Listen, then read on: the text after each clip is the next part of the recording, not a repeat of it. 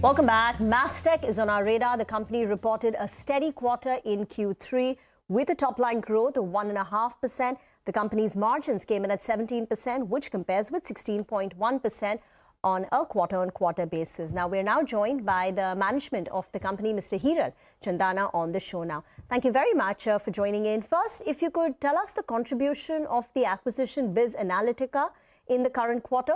What was the organic revenue growth? And even for 9 months, you've reported a constant currency revenue growth of 15.5%. What would be the organic revenue growth, and what's the outlook looking for for Q4?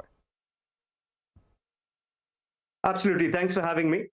So let me quickly recap our quarterly results. Our year-on-year revenue growth was roughly about 19% in rupee terms. Our EBITDA, our operating EBITDA, which we report, like you said, 17%, also grew 17.4% year-on-year. And what we're really pleased about is our order book. And we report our 12 months order book backlog, and that also grew about 21%. So all in all, we feel good about the deal momentum, the demand environment, and as we look at the future. BizAnalytica was the acquisition that you referred to. We completed, or we made that acquisition in August. We've actually fast-tracked that integration, and it's now completely part of our Mastek family as the data, cloud, and modernization business. And actually, that contributed to the full quarter revenues as well. Previous quarter, we had 2 months of BizAnalytica. This quarter, we had 3 months of BizAnalytica. But for the 9 months period as a whole, the only acquisition inorganic was the BizAnalytica revenue.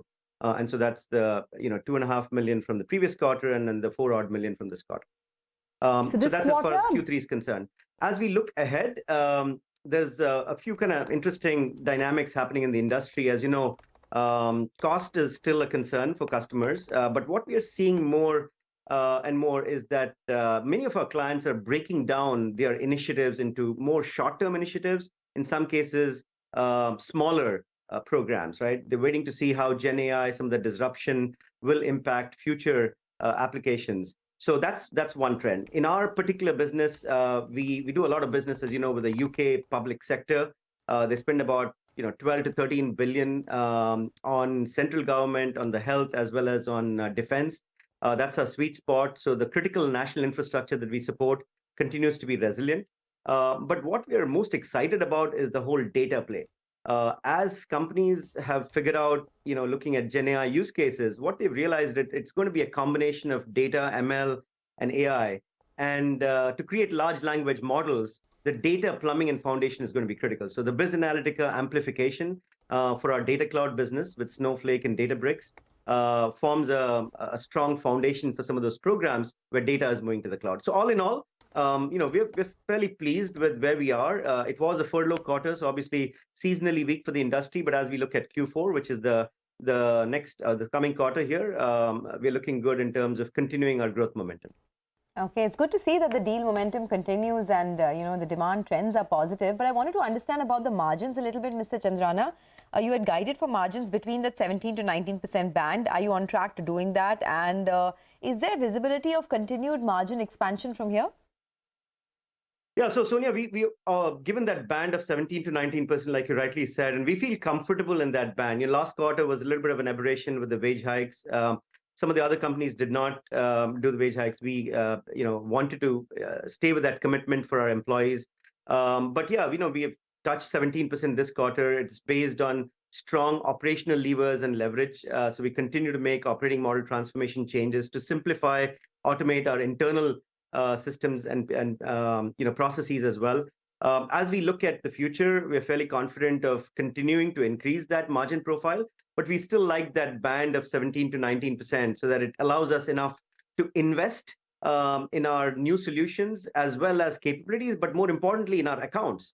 Many of our accounts have started to become 5 million, 10 million, 15 million accounts. There's one account in the US, healthcare account, which was 1 million or less than 1 million a year back, and now it's 15 million today. So we're very excited about the account mining. Some of the work that we've done in the last 18 months is paying off. So we want to participate in larger deals and larger accounts. And so that 17 to 19% band is still comfortable. Mr. Chandrana, you spoke briefly about the UK business, right? The public work that public the government work that you do, defense, healthcare, etc. Revenues were down about 1.5% quarter on quarter. Could you tell us why and what's the outlook there? And, coming off other IT companies from who we've heard recently, LTI, Mindtree, for example, told us that fourth quarter should be similar to the third quarter. You sound more optimistic, so if you could just address both those points. Yeah, no, absolutely, Prashant.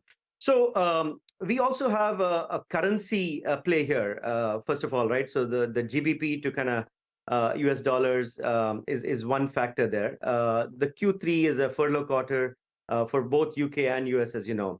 But in terms of our digital business and the bulk of the work that we do for our public sector, that's actually continuing to grow well. In fact, we were recognized by the ministerial offices for helping with their, controlling the immigration, fast-tracking the backlog that they had, and the work that we do for the asylum policies, as well as the Home Office, has been recognized. So we continue to see a good growth out there. I know some of the other companies have announced or mentioned about continuing furloughs. We don't see that risk. We believe that Q4 is going to be a normal, solid quarter for us as we increase the number of working days, etc. So in fact, typically Q4 happens to be a good quarter in general for us. So as we look forward in the UK public sector, what we are focused on is the policies. In fact, we talk about policy over technology, right? So many of the critical policies that we're involved in, which is biometrics, which is asylum, which is some of the departments of justice, even as we look at future, are critical policies that we're focused on. All right, we'll let you go on that note. Have a great year. Thanks a lot for joining in, and we'll again touch base with you in the next quarter. Thanks for being with us on CNBC TV18. But let's do one thing. Let's move on. Siddharth Khemka